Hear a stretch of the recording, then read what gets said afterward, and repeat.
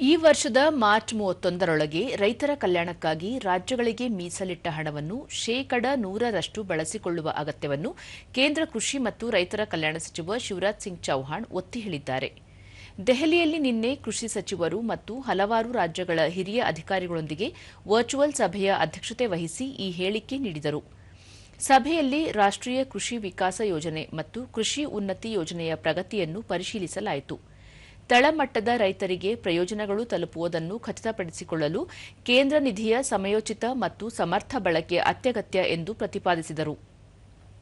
ಪ್ರಧಾನಮಂತ್ರಿ ಅನ್ನದಾತ ಆಯ ಸಂರಕ್ಷಣಾ ಅಭಿಯಾನದಡಿಯಲ್ಲಿ ಕೇಂದ್ರವು ರೈತರಿಗೆ ಬಲವಾದ ಬೆಲೆ ಬೆಂಬಲವನ್ನು ನೀಡುತ್ತಿದೆ ಎಂದು ಪುನರುಚ್ಚರಿಸಿದ ಸಚಿವರು 2026ರ ಹಿಂಗಾರು ಋತುವಿನಲ್ಲಿ ರೈತರು ಕನಿಷ್ಠ ಬೆಂಬಲ ಬೆಲೆಯನ್ನು ಪಡೆಯುವುದನ್ನು ಖಚಿತಪಡಿಸಿಕೊಳ್ಳಲು ಮಧ್ಯಪ್ರದೇಶ, ರಾಜಸ್ಥಾನ, ಮಹಾರಾಷ್ಟ್ರ ಮತ್ತು ಗುಜರಾತ್ನಂತಹ ರಾಜ್ಯಗಳಲ್ಲಿ ಬೆಲೆ ಬೆಂಬಲ ಯೋಜನೆಯಡಿ ದೊಡ್ಡ ಪ್ರಮಾಣದ ಕಡಲೆ, ಸಾಸಿವೆ ಮತ್ತು ಮಸೂರದ ಖರೀದಿಗೆ ಅನುಮೋದನೆ ನೀಡಲಾಗಿದೆ ಎಂದು ತಿಳಿಸಿದರು.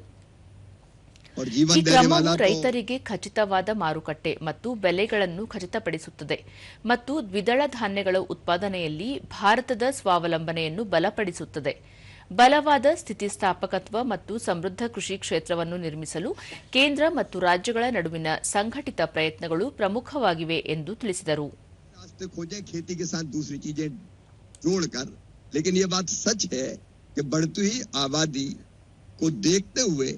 हमको कृषि पर एक सीमा से ज्यादा बोझ ना पड़े, इसका इंतजाम भी करना पड़ेगा और वो कृषि के साथ कई कामों को जोड़कर भी हो सकता है।